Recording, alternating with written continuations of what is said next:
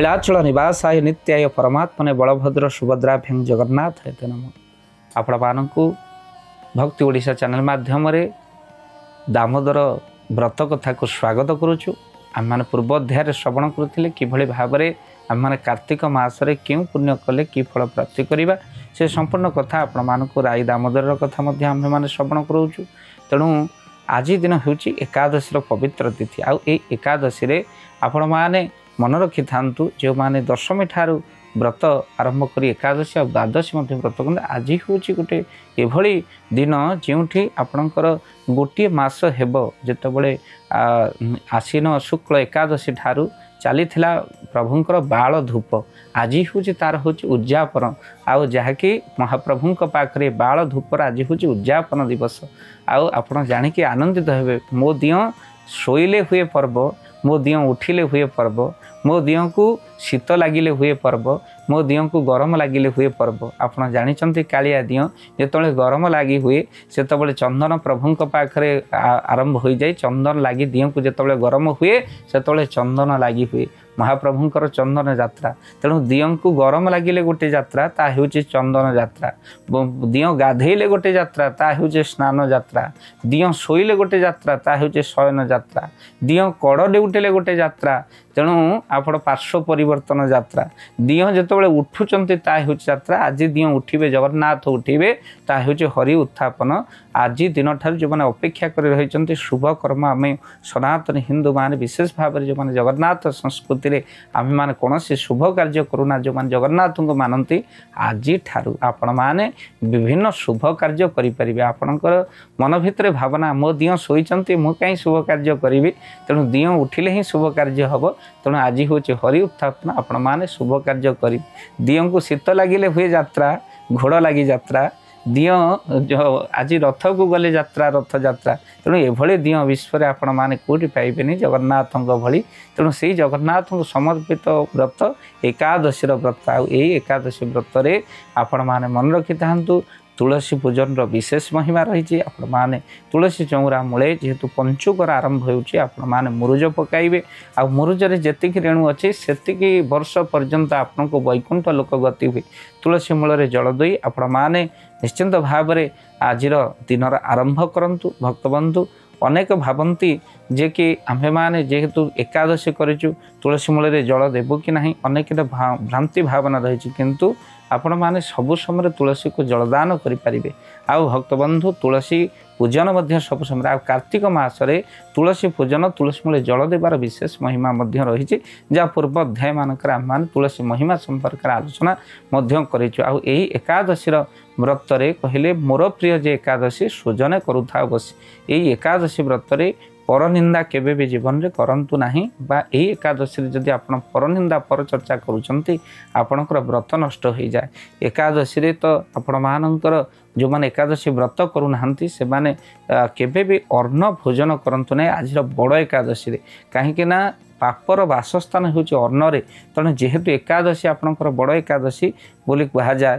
तेणु चारोटी एकादशी को आपण मैंने बड़ एकादशी बोली कहती। आपण मैंने पूर्वर माघ एकादशी करते जो कि माघ शुक्ल एकादशी, तापर आसला आपणकर कार्तिक शुक्ल एकादशी जैकि बड़ एकादशी, तापर रथ उपर आपण मैंने एकादशी व्रत करते। हरिशयन एकादशी ता हूँ सबुठ बड़ एकादशी। आ भाद्रव शुक्ल एकादशी जहाँ बड़ एकादशी बोली कहते। चारोटी बड़ एकादशी को आपण मैंने पालन करती अनेक। आज दिन जो मैंने अन्न भक्षण करती से पाप भक्षण करते। अन्न आपण मैंने भोजन करंतु नहीं। जो मैंने एकादशी व्रत न कर लक्ष्मी नारायण को पूजा पूर्वक अन्न भोजन न कले से पुण्यर अधिकारी हूँ। तो आपण मैंने निश्चिंत भाव में ये एकादशी व्रत पालन करूँ। कहीं भगवान जदि अतिशय प्रिय किसी थाए ताहूँ एकादशी व्रत। अनंत शयन रे भगवान विष्णु जो 6 जन को शोक चिंता कर भितर जे कि एकादशी 24 एकादशी करुच्चे। जो मैंने एकादशी व्रत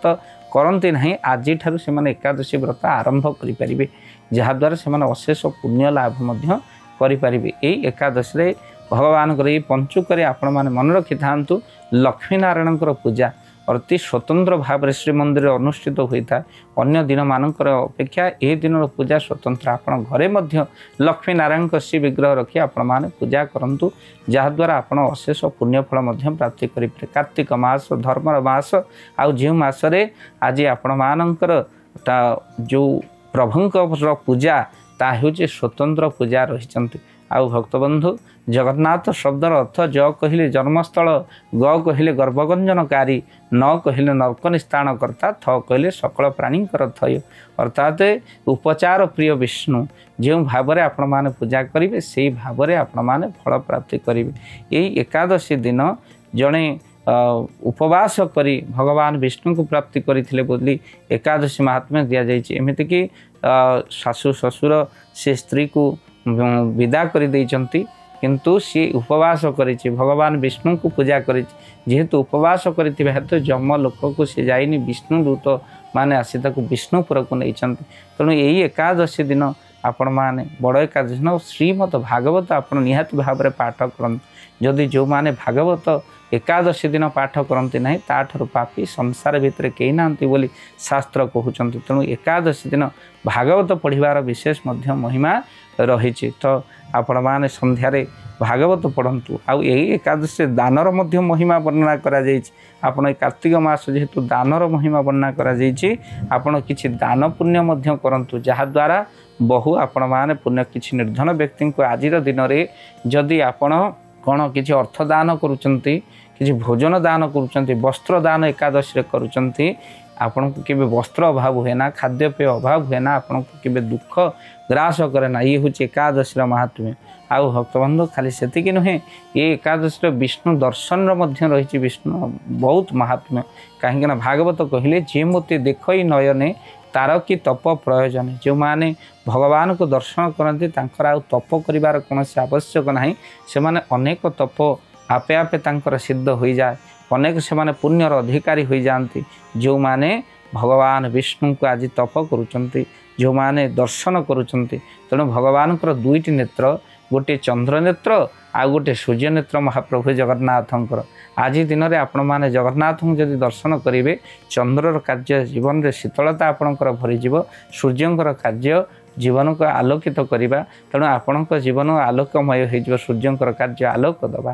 ତେଣୁ ଜଗନ୍ନାଥଙ୍କୁ ଦର୍ଶନ କରି ଏକାଦଶୀର ପ୍ରକୃତ ଲାଭ ଉଠାନ୍ତୁ। ହରି କୀର୍ତ୍ତନ କରି, ଗୁରୁମନ୍ତ୍ର ଜପ କରି ଏକାଦଶୀରେ ଆପଣମାନେ ବିଷ୍ଣୁ ପ୍ରିୟ ହୁଅନ୍ତୁ। ସମୟ ହୋଇଯାଇଛି ଆପଣମାନଙ୍କଠାରୁ ବିଦାୟ ନେବାର। ଜୟ ଜଗନ୍ନାଥ।